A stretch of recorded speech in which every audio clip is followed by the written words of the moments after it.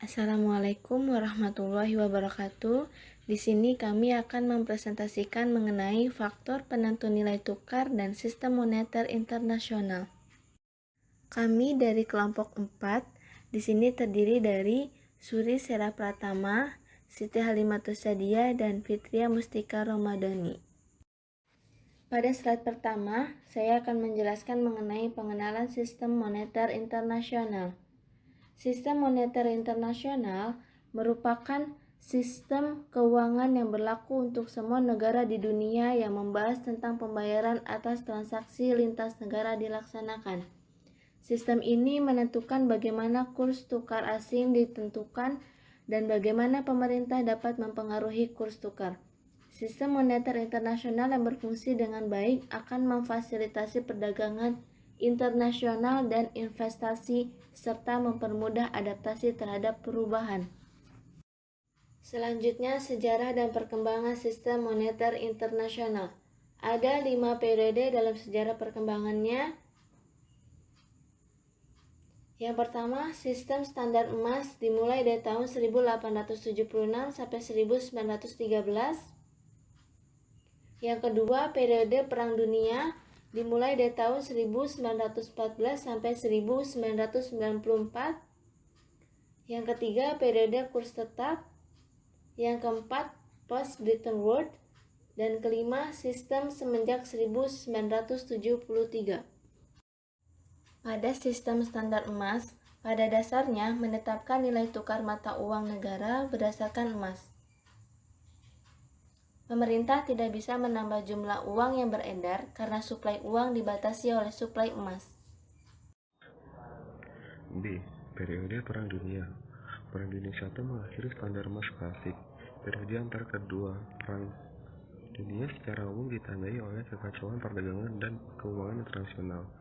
Terjadinya fluktuasi kurs sejak akhir perang sampai tahun 1925, kecuali di Amerika Serikat yang kembali ke standar emas dalam tahun 1919. C. Periode kurs tetap. Periode ini dimulai dengan perjanjian Bretton Woods. Melalui perjanjian ini, semua negara menetapkan nilai tukar mata uangnya melalui emas, tetapi tidak diharuskan memenuhi konvertibilitas mata uang mereka secara dalam emas. Negara anggota diminta menjaga kursnya dalam batas 1% dan bersedia menjaga kurs tersebut. IMF membantu negara anggotanya dalam rangka menjaga kurs mata uangnya. Post Bretton Woods. Pada tanggal 22 Juli 1994, diadakan suatu konferensi moneter internasional yang dikenal dengan The Bretton Woods Conference yang dihadiri oleh 44 negara. Konferensi tersebut bertujuan untuk menyusun rencana pembuatan sistem moneter. 2 tahun setelah konferensi tersebut didirikan IMF dan Bank Dunia untuk menguasai sistem tersebut. Setelah periode 1944-1973, dolar merupakan mata uang yang sangat penting dalam lalu lintas pembayaran internasional. Sistem semenjak 1973. Semenjak 1973, sistem moneter internasional merupakan campuran antara kurs tetap dengan kurs yang berubah-ubah. Mata uang yen, dolar Kanada, franc Prancis, dan Swiss berfluktuasi tergantung dari permintaan dan penawaran. Sistem penetapan kurs. Mekanisme penentuan kurs bisa dikategorikan menjadi beberapa kelompok. A.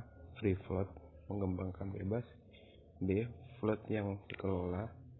C. Perjanjian zona target tertentu. D. Dikaitkan dengan mata uang lain. E. Dikaitkan dengan kelompok mata uang lain. F. Dikaitkan dengan indikator tertentu. G. Sistem kurs tetap. A. Free float. Sistem ini kurs mata uang dibiarkan mengembang bebas, tergantung kekuatan pasar. Faktor yang mempengaruhi kur yaitu inflasi dan pertumbuhan ekonomi. Inflasi akan digunakan oleh pasar dalam mengevaluasi kurs mata uang negara yang bersangkutan. B. Float yang dikelola. Sistem float yang dikelola, yang sering disebut juga sebagai dirty float, dilakukan melalui campur tangan bank sentral yang cukup aktif. Bank sentral kemudian akan melakukan intervensi jika kurs yang terjadi di luar batasan yang telah ditetapkan.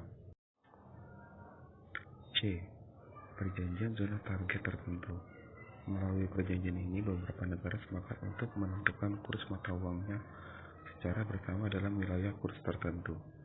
Jika kurs melewati batas atas atau batas bawah, bank sentral negara yang bersangkutan akan melakukan intervensi. D. Dikaitkan dengan mata uang lain. Sekitar 62 negara dari 162 negara anggota IMF mengkaitkan nilai mata uangnya terhadap mata uang lainnya. Sebagian mengkaitkan nilai mata uangnya terhadap mata uang negara tetangga. E. Dikaitkan dengan kelompok mata uang lain. Sekitar 23 negara mengkaitkan mata uangnya terhadap kelompok mata uang lainnya. Basket kelompok atau portofolio mata uang tersebut biasanya terdiri dari mata uang pasar dagang yang penting. F. Dikaitkan dengan indikator tertentu dua negara. Chili dan Nicaragua mengkaitkan mata uangnya terhadap indikator tertentu, seperti kurs real efektif, kurs yang telah memasukkan inflasi terhadap partner dagang mereka yang penting. G.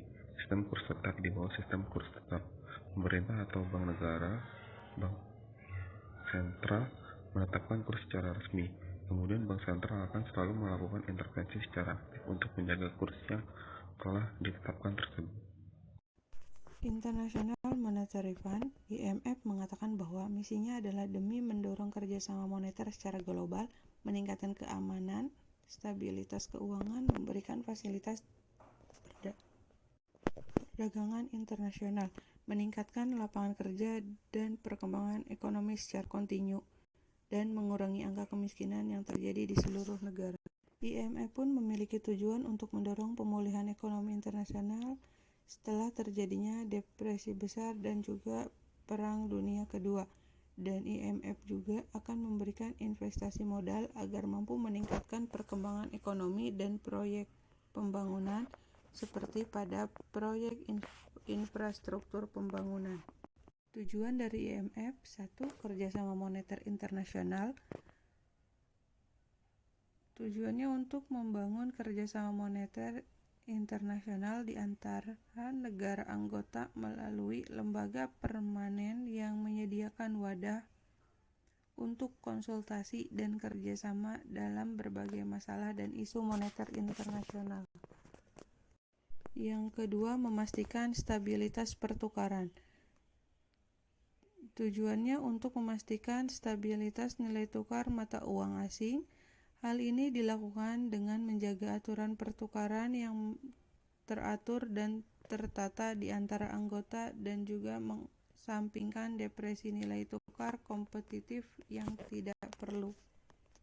Tujuan yang ketiga untuk menyeimbangkan pertumbuhan perdagangan, meningkatkan perdagangan internasional guna mencapai ekspansi yang dibutuhkan dan pertumbuhan yang seimbang. Ini akan memastikan pengembangan sumber daya produksi hingga dapat meningkatkan dan mempertahankan tingkat pendapatan dan pekerjaan yang tinggi di antara semua negara anggota.